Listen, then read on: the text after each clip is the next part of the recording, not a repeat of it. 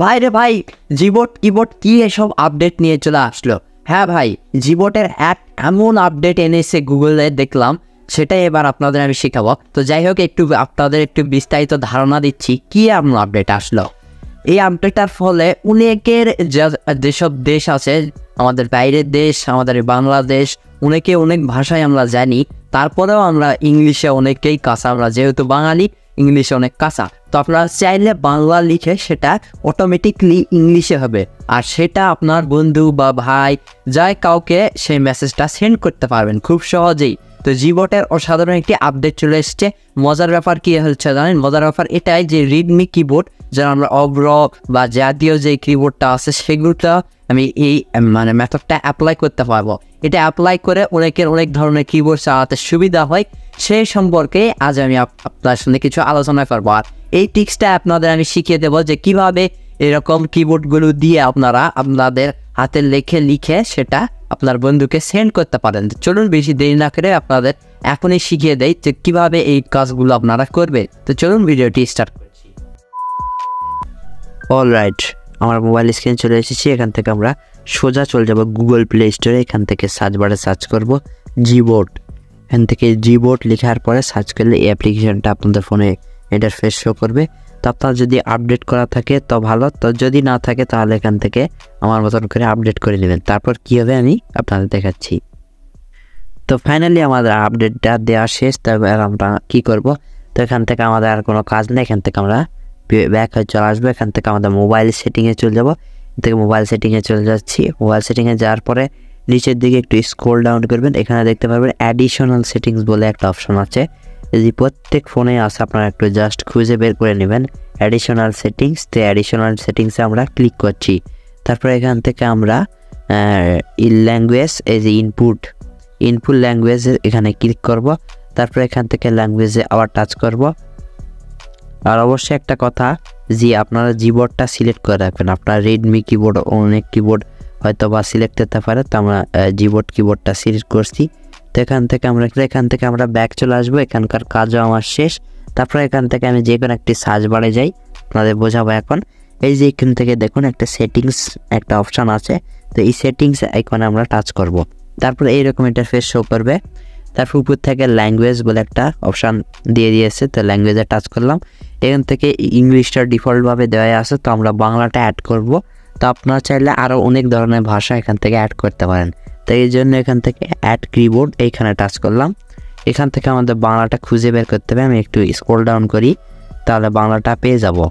এই যে দেখুন বাংলা এখানে দেওয়া আসতে, আমি এখান থেকে বাংলাতে টাচ করলাম। এখান থেকে আমরা বাংলা ইন্ডিয়ান যেটা আছে এইটাতে টাচ করব।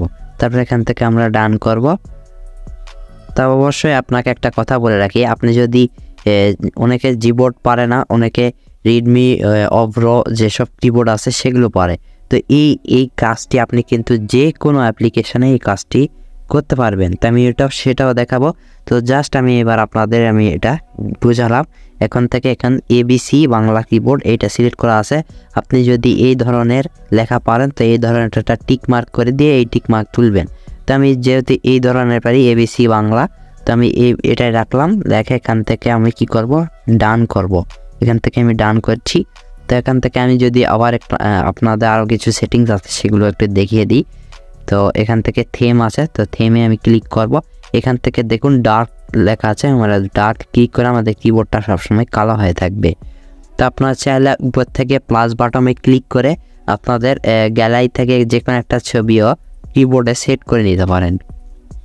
এরকম করে সেট করবেন, দেখুন সেট করে তো ডান দিলে সেটা হয়ে যাবে। তো আমি ডান করলাম না, এখান থেকে ব্যাক করলাম। তা আরও কিছু সেটিংস আছে, আপনারা অবশ্যই দেখে নেবেন। এখান থেকে ভয়েসের একটা সেটিংস আছে যেটা অন রাখবেন সবসময়, তাহলে মুখ দিয়ে কথা বললে সেটা হাত দিয়ে লিখতে হবে না, অটোমেটিকলি আপনার মুখের ভয়েসের আওয়াজে সেটা অটোমেটিক লেখা হয়ে যাবে। তো এখান থেকে আমি ব্যাক চলে আসলাম।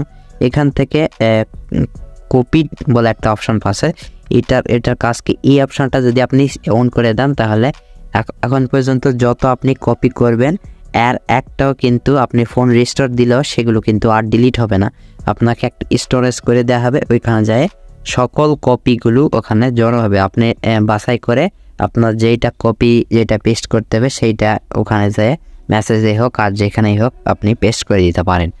তো এগুলো গেল। এখন থেকে অনেকগুলো সেটিংস আছে, এই যে ইমোজি স্টিকার, এই সেটিংসগুলো আপনারা অবশ্যই অন রাখবেন। তো এখান থেকে আমাদের মেন কাজটা আমি করে ফেলেছি, এই যে পারফরমেন্স, এটা আপনারা সেটিংগুলো দেখে নেবেন। তো যাই হোক, আমরা মেন কাজটা এবার আপনাদের দেখাবো। তো আমি তো বললাম যে আমি ট্রান্সলেট করে দেখাবো। তো দেখুন এখানে কিন্তু এখন পর্যন্ত ট্রান্সলেটের কোনো অপশান আসেনি। তো এই জন্য আমি কি করব, এই দেখুন এরকম একটা আইকন পেয়ে যাবেন সবার ফার্স্টেই। তো এই আইকনে টাচ করব। তো এখান থেকে দেখুন ট্রান্সলেট বলে একটা অপশান যুক্ত করে দিয়েছে। তো ট্রান্সলেটে টাচ করে এখান থেকে আমি ওকেতে টাচ করব। তারপর এখান থেকে ল্যাঙ্গুয়েজটা সিলেক্ট করতে বলছে। তো আমি এখান থেকে বাংলাটা সিলেক্ট করব, যে বাংলা পেয়ে গেছি। তো এখান থেকে বাংলাটা সিলেক্ট করলাম। আমি যদি এবার কী করি, বাংলাতে যদি লিখি তাহলে ইংলিশতে সেটা হবে। আমি এবার আপনার দেখাই, থেকে আমি মেসেজটা টাইপ করবো এবং আপনাদের দেখাই।